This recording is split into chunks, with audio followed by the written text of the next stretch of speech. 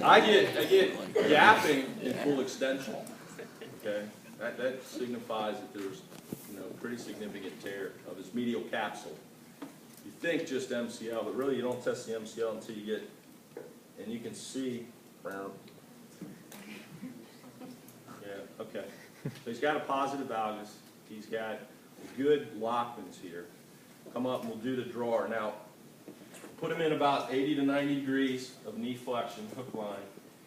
Come up joint line. We're going to pull the drawer, okay, straight.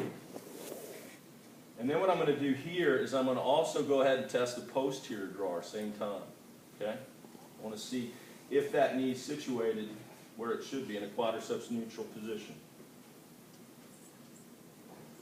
I feel like I get a little more anterior excursion on this knee, okay? Over here.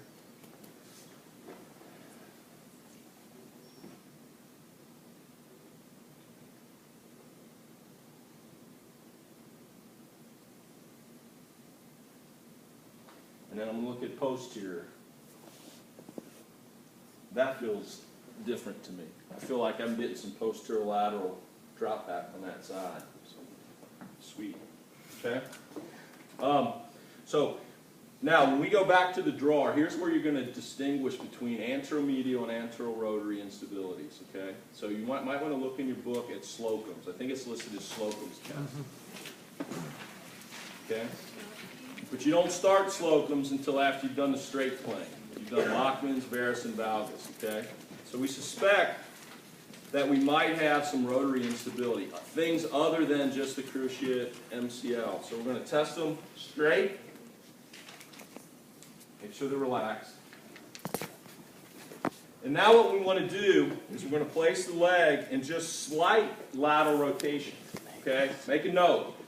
Slight lateral rotation, 10 to 15 degrees. If you put him in more than that, if you take up the slack and I wind him all the way up, you get a false negative because you're tightening everything up in the joint.